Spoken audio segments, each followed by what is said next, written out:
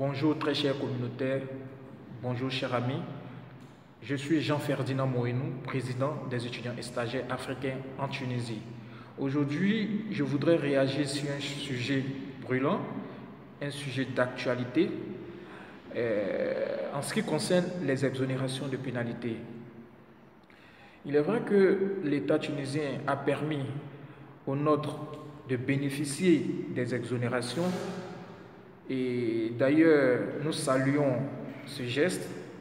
Cependant, beaucoup de difficultés surgissent autour de ces exonérations, de ces demandes d'exonération. Alors je voudrais dans un premier temps interpeller les étudiants et stagiaires tout en leur expliquant la démarche qu'il faut mener pour obtenir ces exonérations.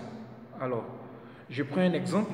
Si vous êtes étudiant et stagiaire en cours d'études, la première des choses à faire, vous appartenez à une X association. Vous, dans un premier temps, vous contactez votre association. Je prends un exemple, une association des étudiants et stagiaires comoriennes.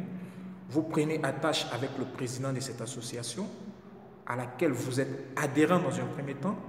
Vous lui soumettez vos dossiers qui sont l'attestation d'inscription en cours d'études,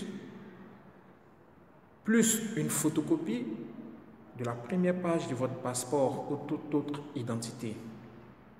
Quant à lui, avec ses dossiers, de soumettre à l'AESAT, qui à son tour lui donnera une fiche à remplir au niveau de l'AESAT.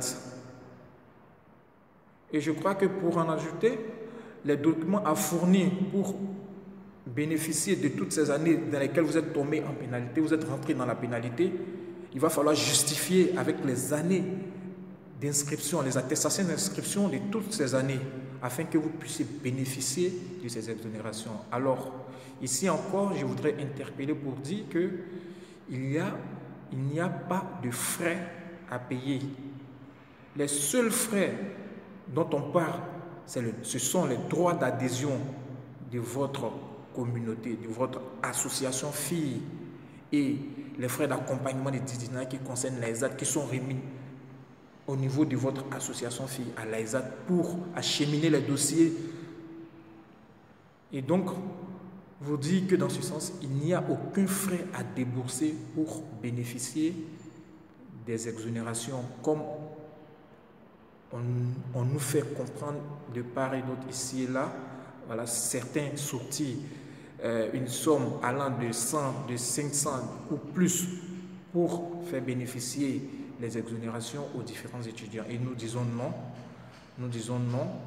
Et si toutefois vous êtes interpellé dans ce sens, il va vous falloir vous diriger vers vos différentes associations, voilà, pour avoir plus d'informations, ou vous diriger vers l'AESAT pour vous donner plus d'informations. Alors, pour poursuivre dans ma démarche, aujourd'hui, je voudrais aussi interpeller le gouvernement tunisien, c'est-à-dire l'autorité tunisienne qui nous a permis de bénéficier de ces exonérations, car depuis le début de ces exonérations, depuis que nous bénéficions de ces exonérations, nous avons une ville qui jusqu'à aujourd'hui est restée en marge de ces documents.